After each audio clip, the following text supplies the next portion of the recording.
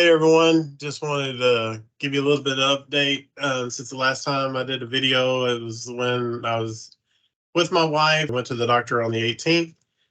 Well, it seems like part of my problem is my thyroid medication, because I started taking the thyroid medication after I refilled my prescription, and since I started taking those and I've been taking them for about 5 days, well, I've lost 2 pounds since I started taking that. Purpose of this video is basically give you some hope. My whole thing about my channel is overcoming carbs. I've talked a lot about dopamine and the effects of dopamine on your brain. I'm not a doctor. I'm not a psychologist. I'm not a psychiatrist, and I'm not a neurologist. And I just know what I've reviewed and what I've looked up and so forth. And I did not know anything about serotonin and how serotonin and dopamine, how they balance each other in our brains, how serotonin affects our carb cravings and things. And I had no clue about it until I started reading about it. And if our serotonin is low, and how it'll trigger our dopamine and it'll increase our need for our dopamine. And then if we want to get that dopamine fix, and then we get our dopamine fix, and it'll decrease our serotonin. And then once we get that dopamine fix, then next time it makes it even harder to get our serotonin up. And so it's just like a constant battle between the two. And so we have to get our serotonin level up so that we don't have to get that dopamine fix. And it's just like we have to find that balance. And that's what this is all about, is we have to get a balance. And it takes some time. But after you do it, you can't expect it to just fix itself in 30 days. You can't expect yourself to fix itself in sometimes it fixes itself in 60 days. Depends on how long you've been doing this. I mean, I've been doing this for 43 years, but it took it probably about 4 months, I'm thinking, for it to actually subside in me, to where I wasn't even thinking about it anymore. It wasn't even coming across my mind anymore. But it will happen. And it is so tightly bound to substance. The serotonin is the substance use and addiction and other mental issues, that low serotonin levels will make you feel unhappy and unwell. And so many people look for quick solutions to feel better quickly. And you will want to get that dopamine fix, basically, to counteract the fact that you don't have that serotonin in your body. And when you go to this way of eating, okay, and you're not giving that dopamine fix through food, then people will sometimes, if they're not getting the proper things through your food, like if you're not doing the things to increase your serotonin. Now, there's proper ways of increasing your serotonin, and that's through vitamin D, through exercise, through sunlight. I mean, there's natural ways to increase it. There's also through eggs and through cheese and through salmon, things you eat. But the number one way of increasing your serotonin levels, and that they say, is through exercise. Just getting out and taking a walk, doing things like that. Just getting 15 minutes of sunlight, just getting out. I mean, if you just get outside, and I know the weather's changing and everything, and they say one of the hardest things is when you get into these winter months, get outside. Even if you just get out for 15 minutes, you're going to increase your serotonin levels so much, and you'll increase your vitamin D, you'll increase that sunlight, you'll increase, with that exercise, and you'll feel better. And then also, another thing is really weird, is that just thinking happy thoughts. And they also, they say meditation. Well, I'm not a meditating kind of guy, but I am a person of faith, and prayer is another form of meditation. I know a lot of people are just eat beef, salt, and water. But if you're having problems with cravings and you're just having these moments where you're just wanting carb cravings, think about putting eggs in, think about putting cheese in, think about putting salmon in, because these things increase your serotonin levels. They actually help you. But think about your vitamin D levels as well. Now, signs of low serotonin are, you ready for this?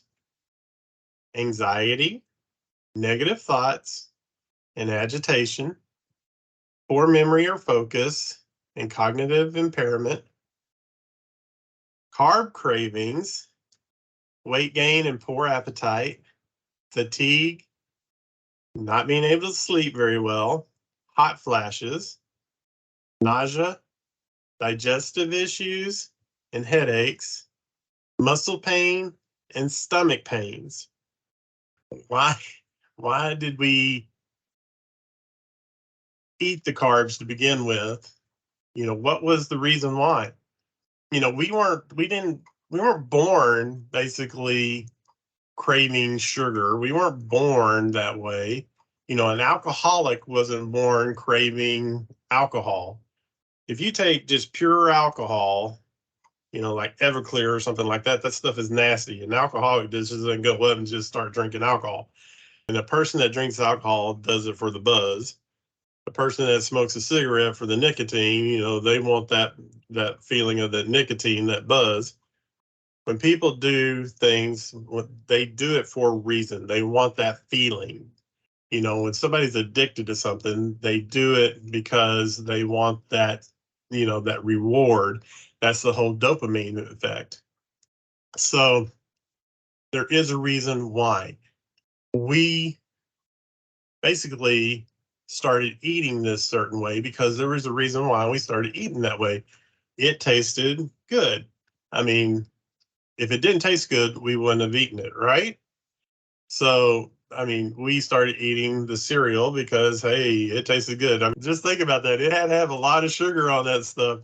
So there had to be a reason why. Going back to these things, if you think about when you have these urges, these low serotonin levels, and you have that carb craving that is a low serotonin response, there's a reason why you would go back to it. So why is it, and think about that. Why did you do it? Just like an alcoholic would go back to alcohol, why would they go back to the alcohol? Now, as with every addiction, there are trade-offs. Well, with alcohol, your trade-offs are you're going to end up probably drunk. You're probably going to end up broke because spending all your money on you may end up in an accident because you're drunk. You may also end up killing somebody. You may end up losing your family because of you may beat your family. Family just may leave you because of your drunken ways. You may end up in prison because you killed somebody in the car. Your reputation may be shot because of things you do while you're drunk. You may also lose your job because you don't show up for work. Now, if you have a drug addiction, you could end up with brain damage. Another trade-off is you could end up dead because of a drug overdose. You could end up in prison because of having the drugs on you, because trying to purchase some of these drugs and having an addiction to them will lead you to committing crimes to purchase them because you don't have enough money to purchase them and you have a problem. And you'll end up broke and doing crime to get these drugs. You may end up losing your job because you failed a drug test. These are just some of the different things. These are all physical addictions. Now, the next thing is behavioral addictions. I'm just going to combine all these addictions together because they pretty much are the same thing, but these addictions are shopping, internet, porn, gambling, sex addictions, phone or computer addiction, gaming addictions, work addictions, addicted to work, exercise and pain addictions, and even cutting. People like to cut themselves. Now, all these things, what can happen with these? Well, if you're shopping and you're addicted to the internet and you're addicted to gambling and things like that, you may end up broke because people will go out there and just buy things and gamble their money away and things like that. Some of these things can also lead to a divorce. Some of these things can lead to a separation of marriage. It can also lead to basically losing your kids and losing rights to your kids. Some of these things also can lead to isolation, where you're just all alone. People don't want to be around you. You just don't have anybody in your life. They don't want anything to do with you because basically you're just estranged. Shopping addictions can lead to bad credit scores. Gambling addictions can do the same thing. Know of some people that basically they'll go to buy a house and people people say don't buy anything before, because can't buy and make any big purchases, before, because, you know, don't make any big purchases before you buy this house, and they'll go buy a big screen TV or something like that, or buy a car, and then all of a sudden, now they can't buy the house. They just had to buy something. Another thing is they addicted to porn, they're addicted to gambling or something like that, and it destroys their reputation. So there's always trade-offs to many of these addictions. Now, the last thing we're going to talk about is a food addiction. And that's why pretty much my whole thing is overcoming carbs and that I was addicted to carbs. Now, what are some of the trade-offs of having a food addiction? Well, poor health, prescription medications. You may have surgeries. Some people have gastric bypass surgeries. Some people end up having all kinds of surgeries to repair damage because it's something that they've done to their bodies. Being overweight, isolation because can't get out of the house. Isolation just because they're ashamed of how they look and they don't want to leave the house. You're basically don't have any, you limit your choices or your opportunities to do things. The other day, I was able to go to the store and be able to buy clothes at a regular store that, I was limited going just to the big and tall store. I couldn't go to a regular store to buy clothes because they couldn't go up to 5X. Well, now I could go to a regular store because I could get 3 and 4X, and I couldn't do that before. I had to go to a place where I could get 5 and 6X. And now I have more opportunities to go to other places. And, I can, right now I can't go to an amusement park because I can't fit in the rides or something like that, or can't travel because, I'd have to buy 2 seats or something like that to go on a plane. I can't afford that. Another trade-off is happiness. It's like not really happy. I mean, I'm happier now than I was, 6 months ago. I wasn't truly happy. One of the things is depression. There's a lot of people that are battling depression because of where they're at in their life, and it's a really sad thing. Many people that start this way of eating, they're battling depression. And that's another thing about low serotonin levels is depression. And this way of eating helps with that. It helps with depression. And that's another thing is a lot of these things can be helped with just a change in diet and change in what you eat. And it doesn't have to be through medication. Just changing how you eat and what you do. It's just an amazing thing is that if you do it that one time, why do we need to do it that one time? It's that one time that leads to just another time, or we just need to conquer, or we just need to overcome that one time. We don't need that one time. We just need to just not.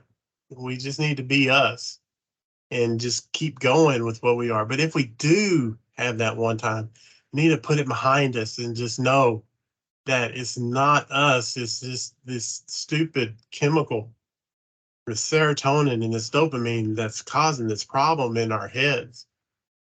And we can beat it. We can overcome it with just some simple things, just getting out and getting walking and just doing a few things. We can eat a few things, or we can just put a few things in our bodies that are natural just to get the balance back. Like self-discipline is when the desire to become the highest version of yourself outweighs the desire for cheap pleasure. Self-discipline is when the desire to become the highest version of yourself outweighs the desire for cheap pleasure. So when you feel like you think you have to have just, just a moment, just think about this. When you just think you have to have a moment of a cheap pleasure, just know that, think of the why that, you, not the why of why you're eating now, but with the why you were eating before, you know? And what's the trade-off? Think of the trade-off of what it was before, you know, the poor health, the prescriptions, the surgeries, the being overweight, the isolation, the opportunities gone, the happiness that was gone. Can't do things that other people were doing, all those things. And then think of this. The secret to self-discipline is to avoid environments that make it difficult and create environments that make it effortless. If going to those places where you might have that double cheeseburger or something like that instead of a hamburger patty, if you might get tempted in going through that drive-through line to have something else other than what you think you might have, then don't go through that drive-through line. Avoid them. Make it effortless. I want to give you hope. It's that balance. When you're feeling like you had that carb craving, eat some cheese, eat some eggs, eat some salmon, get out and walk, get some sunlight, get some vitamin D. Think about that. Change your habits. And last thing I'm going to say, if you don't choose a struggle, you will be assigned one. Choose the low carb and this way of eating instead of the standard American diet. Don't go back to your old way of eating. Those old trade-offs, or those will be chosen for you. Choose the better health. Choose happiness. Choose the opportunities. Choose the no prescriptions. Like I am off of the my gout medication. I am off of my blood pressure medication, and it's just an awesome feeling. And you can too. Just there's hope. Stick with it and think about where you came from and the trade off of what you can gain. You can do it. I'll be praying for you, and pray for me that I'll have the strength to continue on. And thank you. And if you have any questions whatsoever, please leave it in the comments. Thanks.